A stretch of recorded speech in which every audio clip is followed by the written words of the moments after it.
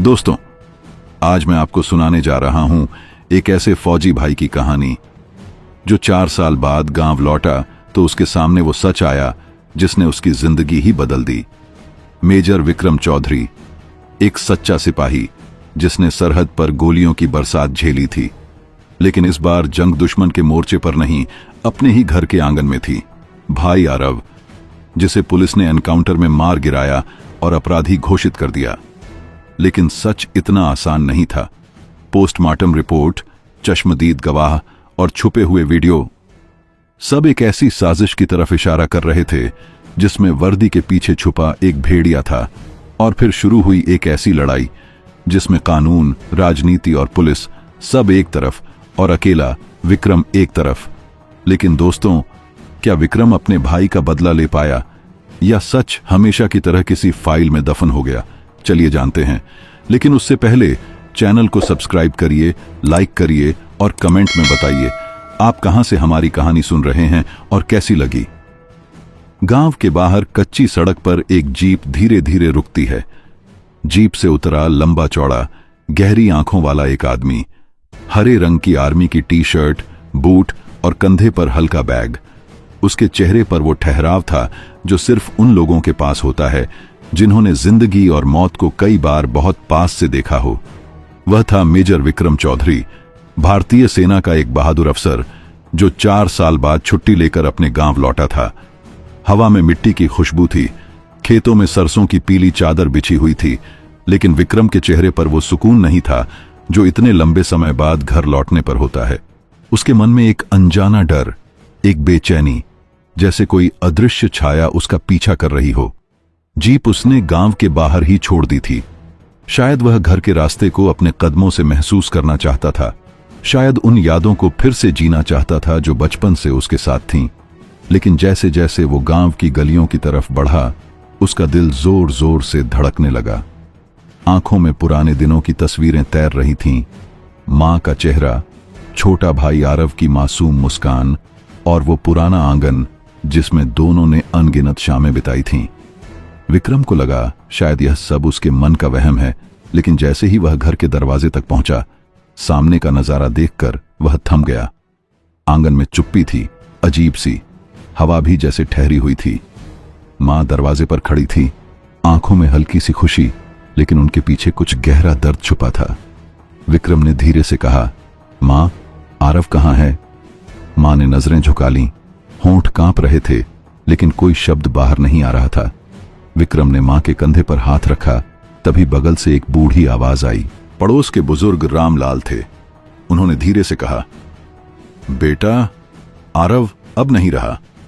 विक्रम को लगा जैसे किसी ने उसके सीने में बर्फ की सुई चुभा दी हो। उसके होंठ कांप गए, लेकिन आवाज ठंडी और सीधी थी। कैसे? जवाब आया, एनकाउंटर में मारा गया। पुलिस का कहना है कि वो अपराधी था, हथियारों की तस्करी करता था, गुप्त सूचना पर मारा गया। विक्रम के कानों में यह शब्द गूंजते रहे, अपराधी, एनकाउंटर, गुप्त सूचना। उसे विश्वास ही नहीं हुआ। उसका छोटा भाई, जिसने कभी किसी की जेब से 1 रुपया भी चोरी नहीं किया, वो हथियारों का तस्कर। उसकी आंखों में आंसू नहीं थे, बस एक सन्नाटा था जो अंदर से सब कुछ तोड़ रहा था। उसने बिना कुछ कहे बैग रखा और तुरंत गांव से निकल पड़ा। उसका गंतव्य था जिला मुख्यालय, जहां थाने के बाहर एक चमकती हुई नेम प्लेट लगी थी, एसपी अजय राणा, आईपीएस। वही अफसर जिसने आरव के एनकाउंटर का नेतृत्व किया था। विक्रम ने रिसेप्शन पर जाकर कहा, मुझे एसपी साहब से मिलना है। थोड़ी देर बाद दरवाजा खुला और उसे अंदर बुला लिया गया। कमरे में एक भारी भरकम रबदार मूंछों वाला आदमी बैठा था। उसकी आंखों में आत्मविश्वास था, आवाज में ठंडा अहंकार। आप मेजर विक्रम हैं? उसने पूछा। हां, विक्रम का जवाब छोटा और ठंडा था। मुझे मेरे भाई की मौत का सच जानना है। एसपी ने कुर्सी पर पीछे झुकते हुए कहा, सच यह है कि तुम्हारा भाई अपराधी था। उसके खिलाफ पुख्ता सबूत थे, गिरोह का हिस्सा था, हथियारों की तस्करी करता था, मुठभेड़ में मारा गया, रिकॉर्ड में सब दर्ज है। विक्रम ने सीधा सवाल किया, कोई एफआईआर, कोई वीडियो फुटेज, कोई चश्मदीद गवाह? अजय राणा के होंठों पर हल्की मुस्कान आई। कानून हमें उतना ही दिखाता है जितना जरूरी होता है। उस वक्त विक्रम कुछ नहीं बोला, लेकिन उसके भीतर एक ज्वालामुखी फूट चुका था। वह कमरे से बाहर निकला और गांव लौट आया। अगले ही दिन उसने आरव की मौत से जुड़ी हर जानकारी इकट्ठा करना शुरू कर दिया। वह मोहल्ले वालों से मिला, उस जगह गया जहां कथित मुठभेड़ हुई थी। वहां की मिट्टी पर अब भी खून के धब्बे जैसे उसकी आंखों में चुभ रहे थे। तभी एक बूढ़ी महिला ने उसके कंधे पर हाथ रखा और कहा, बेटा, उस दिन आरव खेत से लौट रहा था, खाली हाथ था, न कोई गाड़ी न कोई हथियार। पुलिस की जीप आई, उसे खींच कर ले गई। अगले दिन खबर आई कि एनकाउंटर में मारा गया। ये सुनते ही विक्रम की आंखों में ठंडी आग जलने लगी। उसने उसी पल तय कर लिया, यह लड़ाई वह अंत तक ले जाएगा। अगले कुछ हफ्तों में उसने आरटीआई दाखिल की, पोस्टमार्टम रिपोर्ट निकलवाई, कॉल रिकॉर्ड्स की जांच की। धीरे धीरे तस्वीर साफ होने लगी। आरव के कॉल डिटेल्स में आखिरी नंबर था भाई साहब, यानी मरने से पहले उसने विक्रम को ही कॉल किया था। पोस्टमार्टम रिपोर्ट कह रही थी 3 गोलियां सामने से लगी थीं, जबकि पुलिस का दावा था कि मुठभेड़ में जवाबी फायरिंग हुई थी। कोई गोली पुलिस को नहीं लगी थी। एक तरफा मुठभेड़ या सीधे शब्दों में हत्या। विक्रम ने जिला कलेक्टर से मुलाकात की और पूरे सबूतों के साथ केस दोबारा खोलने की मांग की। कलेक्टर ने हाथ खड़े कर दिए, पुलिस की कार्यवाही पर सवाल उठाना मेरे अधिकार से बाहर है। फिर वह राज्य मानवाधिकार आयोग पहुंचा। वहां से उसे एक वरिष्ठ वकील मिला, जिसने कहा, आपके पास केस है, लेकिन आसान नहीं होगा। पुलिस की ताकत और राजनीतिक रिश्ते मजबूत हैं। विक्रम ने ठंडे स्वर में कहा, मैं सरहद पर दुश्मनों से नहीं डरा, तो यहां अपनों के भेष में बैठे भेड़ियों से क्यों डरूंगा। अब यह लड़ाई शुरू हो चुकी थी। विक्रम के दिमाग में अब सिर्फ एक ही बात थी, आरव को इंसाफ दिलाना। उसने फौज में रहते हुए सीखा था कि किसी भी मिशन को पूरा करने के लिए धैर्य, सटीक जानकारी और सही वक्त का इंतजार करना पड़ता है। लेकिन यहां मामला अलग था। यहां हर कदम पर वह ऐसे लोगों से टकराने वाला था जिनके पास न सिर्फ सत्ता थी, बल्कि कानून को अपनी मर्जी से मोड़ने की ताकत भी थी। गांव लौटने के बाद उसने सबसे पहले उस बूढ़ी महिला की बातें रिकॉर्ड कर लीं, जिसने आंखों से देखा था कि पुलिस ने आरव को खेत से खींच कर ले जाया था। फिर वह मोहल्ले के और लोगों से मिला। कुछ लोग बोलने से डर रहे थे, कुछ ने सीधा मना कर दिया, लेकिन 2-3 नौजवान ऐसे मिले जो चुपचाप उसके पास आए और बोले, भैया, हम थे उस दिन वहां, हमने देखा आरव को कैसे ले गए, हम गवाही देंगे, लेकिन नाम मत लेना अभी। विक्रम ने उनकी बात कागज पर लिख ली और सबूत के तौर पर उनके बयान का ऑडियो अपने फोन में सेव कर लिया। रात को घर में मां खामोश बैठी रहती, कभी कभी आंसू पोंछ लेती। उनके चेहरे पर चिंता साफ दिख रही थी। वह जानती थीं कि विक्रम अब पीछे नहीं हटेगा और यह लड़ाई लंबी और खतरनाक होगी। एक रात खाने के बाद उन्होंने कहा, बेटा, तेरे भाई को मैं वापस नहीं ला सकती, लेकिन मैं तुझे खोना नहीं चाहती। तू क्यों इस आग में कूद रहा है? विक्रम ने धीरे से जवाब दिया, मां, अगर मैं चुप रहा तो कल किसी और का बेटा ऐसे ही मारा जाएगा और लोग उसे अपराधी कह देंगे। मैं सिर्फ आरव के लिए नहीं, सच के लिए लड़ रहा हूं। अगले दिन विक्रम शहर गया और अपने वकील से मिला। वकील ने उसे समझाया कि केस सीधा नहीं है। पुलिस के खिलाफ लड़ना मतलब राजनीति, धमकियां और झूठे केस झेलना। विक्रम ने कहा, मैं डरने वालों में से नहीं हूं, मेरे पास जो सबूत हैं मैं कोर्ट में पेश करूंगा। वकील ने सुझाव दिया कि मीडिया को शामिल करना जरूरी है ताकि दबाव बने। यही सोचकर उन्होंने एक प्रेस रिपोर्टर से मुलाकात की जो पुलिस के मामलों में बेबाकी से लिखने के लिए मशहूर था। रिपोर्टर ने पूरी बात सुनी और बोला, यह बड़ा खेल है मेजर साहब, अगर आपके पास ठोस सबूत हैं तो मैं छापूंगा, लेकिन बिना सबूत के मैं भी नहीं बच पाऊंगा। विक्रम ने फोन से फोटो, पोस्टमार्टम रिपोर्ट और गवाहों के बयान उसे दिखाए। रिपोर्टर की आंखें चौड़ी हो गईं। यह तो सीधा फर्जी मुठभेड़ का केस बनता है, मैं कल ही खबर चलाऊंगा। अगले ही दिन अखबार में हेडलाइन छपी, मेजर विक्रम चौधरी ने भाई की मुठभेड़ को बताया हत्या, पुलिस पर गंभीर आरोप। यह खबर जंगल की आग की तरह फैल गई। सोशल मीडिया पर भी लोग 2 हिस्सों में बंट गए। कुछ लोग बोले, पुलिस जो करे सही करे, तो कुछ ने कहा, अगर फौजी अपने भाई के लिए खड़ा है तो जरूर सच में कुछ गड़बड़ है।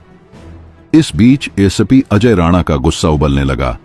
उसने थाने में अपने करीबियों को बुलाकर कहा, यह फौजी खुद को हीरो समझ रहा है, इसे ऐसा सबक सिखाओ कि अदालत जाने से पहले ही घुटनों पर आ जाए। अगले ही दिन गांव में पुलिस की गाड़ियां आईं। उन्होंने विक्रम के घर की तलाशी ली, उसकी मां से बेहूदे सवाल पूछे, यहां तक कि पड़ोसियों को भी धमकाया। गांव में डर का माहौल फैल गया, लेकिन विक्रम पीछे नहीं हटा। उसने तुरंत एक वीडियो बनाकर सोशल मीडिया पर डाला, जिसमें उसने कहा, अगर मुझे या मेरी मां को कुछ हुआ तो जिम्मेदार एसपी अजय राणा होगा। मैं डरता नहीं हूं और ना ही पीछे हटूंगा। यह वीडियो वायरल हो गया और लोगों का समर्थन और बढ़ गया। विक्रम के पास अब कुछ और भी जानकारी थी। उसने आरव के मोबाइल की लोकेशन डिटेल्स निकलवाई, जिसमें साफ दिख रहा था कि घटना के वक्त वह खेत में था, न कि उस जगह जहां पुलिस कह रही थी कि मुठभेड़ हुई। उसने इस डेटा को भी अपने वकील को सौंप दिया। कोर्ट की पहली सुनवाई में विक्रम और उसका वकील पहुंचे। पुलिस ने अपना पक्ष रखते हुए कहा कि आरव एक खतरनाक गिरोह का हिस्सा था और गुप्त सूचना के आधार पर कार्रवाई की गई। लेकिन जब वकील ने पोस्टमार्टम रिपोर्ट, लोकेशन डेटा और गवाहों के बयान पेश किए तो जज ने पुलिस से पूछा, अगर वह जवाबी फायरिंग कर रहा था तो आपके किसी जवान को चोट क्यों नहीं लगी? इस सवाल पर अदालत में चुप्पी छा गई। पुलिस के वकील ने कहा, शायद किस्मत अच्छी थी। यह सुनकर विक्रम के चेहरे पर हल्की मुस्कान आई, लेकिन वह जानता था कि यह बस शुरुआत है। बाहर निकलते ही उसे एक अजनबी ने पास आकर कहा, साहब, मुझे आरव के बारे में कुछ पता है, लेकिन यहां नहीं, रात को पुराने कुएं के पास मिलना। विक्रम चौकन्ना हो गया। यह कोई जाल भी हो सकता था, लेकिन सच पाने के लिए वह किसी भी खतरे से गुजरने को तैयार था। रात होते ही वह वहां पहुंचा। अंधेरे में एक आदमी खड़ा था, चेहरा आधा ढका हुआ। उसने कहा, साहब, मैं उसी रात वहां था। आरव के पास कोई हथियार नहीं था। उन्होंने उसे जीप से उतारकर घुटनों पर बैठाया और सीने में गोली मारी। मैं डर के मारे चुप रहा, लेकिन अब जमीर नहीं मानता। विक्रम ने पूछा, क्या तुम अदालत में गवाही दोगे? वह आदमी बोला, अगर मेरी बीवी और बच्चों की सुरक्षा हो तो हां। विक्रम ने उसका नाम और बयान लिख लिया। यह बयान केस में निर्णायक हो सकता था, लेकिन विक्रम जानता था कि अब वह पुलिस के निशाने पर और ज्यादा आ चुका है। अगले दिन उसके फोन पर एक अनजान नंबर से कॉल आई। दूसरी तरफ ठंडी आवाज थी, केस वापस ले लो, वरना तेरा भी वही हाल होगा जो आरव का हुआ। विक्रम ने बिना डरे कहा, मुझे मारना है तो सामने आकर मारो, पीठ पीछे धमकियां देने से कुछ नहीं होगा। फोन कट गया, लेकिन विक्रम का संकल्प और मजबूत हो गया। गांव के कुछ पुराने लोग अब खुलकर उसके साथ आने लगे। उन्होंने कहा, बेटा, तू अकेला नहीं है, यह लड़ाई अब पूरे गांव की है। विक्रम ने पहली बार महसूस किया कि यह संघर्ष सिर्फ उसका निजी बदला नहीं, बल्कि न्याय के लिए एक जन आंदोलन बनता जा रहा है। लेकिन उसे अंदाजा नहीं था कि आने वाले दिनों में खेल और बड़ा होने वाला है, और इसमें सिर्फ पुलिस ही नहीं, बल्कि राजनीति के बड़े चेहरे भी शामिल होंगे। विक्रम के लिए वो रात सबसे लंबी रात थी। घर के आंगन में आरव की तस्वीर के सामने रखा दिया अब आधा बुझ चुका था, और उसकी लौ बार बार हवा के झोंके से कांप रही थी। मां चारपाई पर लेटी थीं, आंखें खुली हुईं, लेकिन उनमें नींद का कोई नाम नहीं था। विक्रम चुपचाप आंगन में टहल रहा था, हाथ में चाय का खाली गिलास पकड़े हुए, लेकिन दिमाग में बस एक ही सवाल, आरव की मौत के पीछे सच क्या है? अगली सुबह उसने तय कर लिया कि अब इंतजार नहीं करना। वो थाने जाने के लिए तैयार हो गया। जैसे ही उसने पुलिस स्टेशन का गेट पार किया, वहां मौजूद पुलिस वालों ने एक दूसरे की तरफ ऐसे देखा जैसे कोई अनचाहा मेहमान आ गया हो। ड्यूटी पर तैनात हवलदार ने जब नाम सुना तो उसकी आंखों में हल्की सी घबराहट तैर गई, लेकिन उसने आवाज दबाकर कहा, साहब अंदर बैठिए, मैं इंस्पेक्टर को बुला देता हूं। कुछ ही देर में इंस्पेक्टर ठाकुर अंदर आए। उनकी चाल में एक तरह का रूप था और आंखों में ठंडापन। मेजर साहब, आपसे मिलकर खुशी हुई, लेकिन देखिए, आरव के केस में तो सब क्लियर है। उनकी आवाज में अजीब सा बनावटीपन था। विक्रम ने सीधा सवाल किया, क्लियर? मेरे भाई को बीच सड़क पर गोली मार दी गई और आप कह रहे हैं सब क्लियर है? पोस्टमार्टम रिपोर्ट कहां है? ठाकुर ने फाइल मेज पर रखी, लेकिन पन्ने ऐसे पलट रहे थे जैसे कुछ छुपाना चाह रहे हों। विक्रम ने एक एक शब्द पढ़ना शुरू किया। रिपोर्ट में लिखा था, मृत्यु पुलिस मुठभेड़ में लगी गोली से हुई। लेकिन विक्रम की आंख वहीं अटक गई जहां समय और स्थान का उल्लेख था। वक्त वही था, लेकिन स्थान अलग। रिपोर्ट में उस जगह का नाम था जहां आरव कभी गया ही नहीं था। यह कैसे हो सकता है? विक्रम ने फाइल जोर से बंद करते हुए कहा। ठाकुर हल्की मुस्कान के साथ बोला, देखिए मेजर साहब, आप फौज में हैं, नियम कायदों को समझते होंगे। हर बार सच्चाई वैसी नहीं होती जैसी दिखती है। विक्रम ने उनकी आंखों में सीधा देखते हुए कहा, और हर बार झूठ उतना ही मजबूत होता है जितना उसे बनाने वाला इंसान। पुलिस स्टेशन से निकलते वक्त उसने नोटिस किया कि बाहर खड़ा एक आदमी चुपचाप उसकी तस्वीरें खींच रहा था। विक्रम उसके पास पहुंचा, लेकिन वो भीड़ में गायब हो गया। उसके मन में शक और गहरा हो गया। यह मामला सिर्फ एक एनकाउंटर नहीं, बल्कि एक साजिश है, और इसके धागे कहीं बहुत ऊपर तक जाते हैं। घर लौटकर उसने अपनी मां से एक पुराना एल्बम निकाला। उसमें आरव और कुछ दोस्तों की तस्वीरें थीं। एक फोटो में आरव के साथ खड़ा एक शख्स उसे पहचान में आ गया, वही जो पुलिस स्टेशन के बाहर उसकी तस्वीर खींच रहा था। विक्रम के सीने में गुस्से की आग और तेज हो गई। अब यह खेल खत्म करना ही होगा। लेकिन ठीक उसी रात जब विक्रम अपने कमरे में बैठा सबूतों को जोड़ने की कोशिश कर रहा था, बाहर किसी ने जोर से दरवाजा खटखटाया। मां ने डरते हुए पूछा, इतनी रात को कौन? विक्रम दरवाजे तक गया, लेकिन जैसे ही उसने कुंडी खोली, एक लिफाफा अंदर गिरा। उसमें सिर्फ एक पंक्ति लिखी थी, अगर अपने भाई का सच जानना चाहते हो तो कल रात पुरानी फैक्ट्री में आना, अकेले। विक्रम ने लिफाफा मोड़ा। उसकी आंखों में एक ठंडी चमक थी। उसे अंदाजा हो गया था कि अब खेल की अगली चाल शुरू हो चुकी है, और यह चाल शायद जिंदगी और मौत का फैसला करने वाली होगी। विक्रम के मन में अब डर और गुस्से का अजीब सा मिश्रण था। उसने तय कर लिया था कि इस बार वह सीधे हमला करेगा, क्योंकि अब छुप छुप कर चलने का वक्त खत्म हो चुका था। रात के 12:30 बज रहे थे। आसमान में बादल घिर आए थे और हल्की हल्की बूंदाबांदी शुरू हो चुकी थी।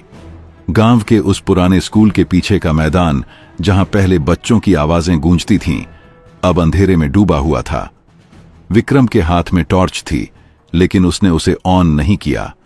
उसने चारों ओर ध्यान से देखा, फिर धीरे धीरे पीछे की ओर बढ़ा। अचानक उसे सरसराहट की आवाज सुनाई दी, जैसे कोई घास पर चल रहा हो। विक्रम ने झुककर देखा। मिट्टी में ताजा पैर के निशान थे। वह निशानों का पीछा करने लगा।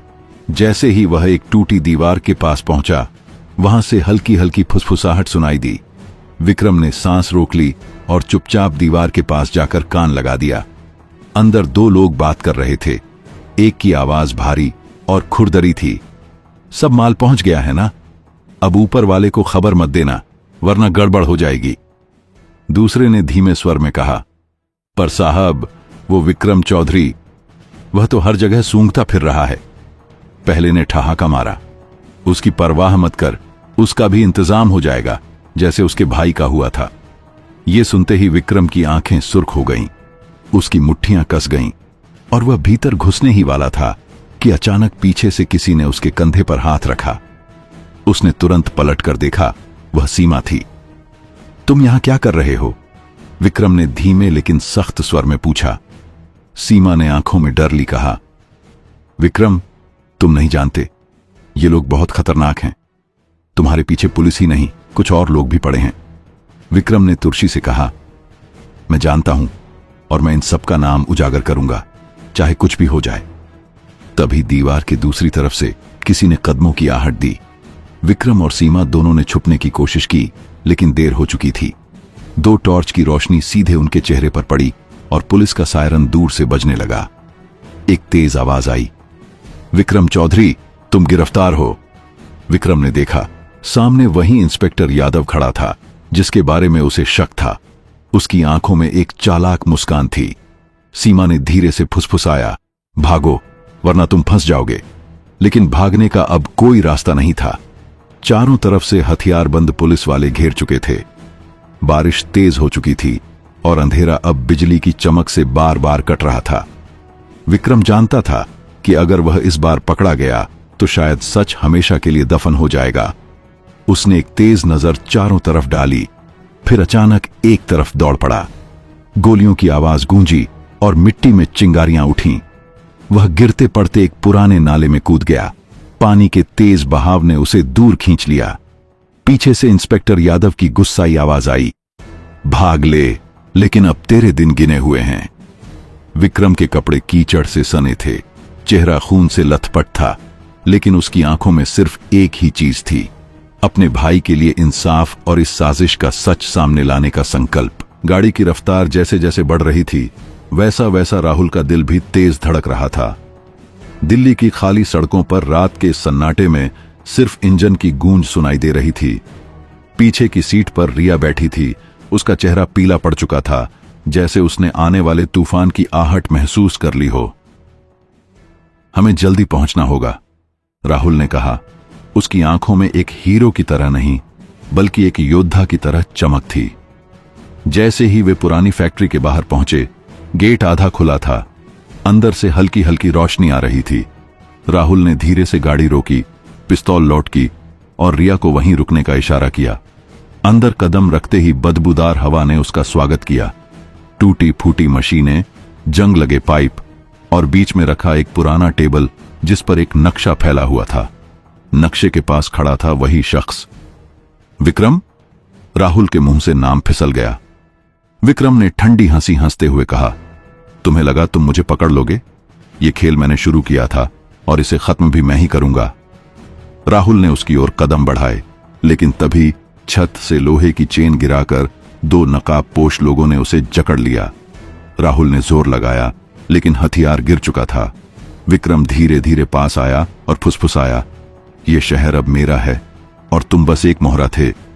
तभी बाहर से पुलिस की सायरन की आवाज आई। विक्रम ने चौंक कर पीछे देखा और इसी मौके का फायदा उठाकर राहुल ने चेन तोड़ दी, एक जोरदार मुक्का जड़ा और पिस्तौल उठा ली। गोलियों की आवाज गूंजी, हवा में धूल भर गई।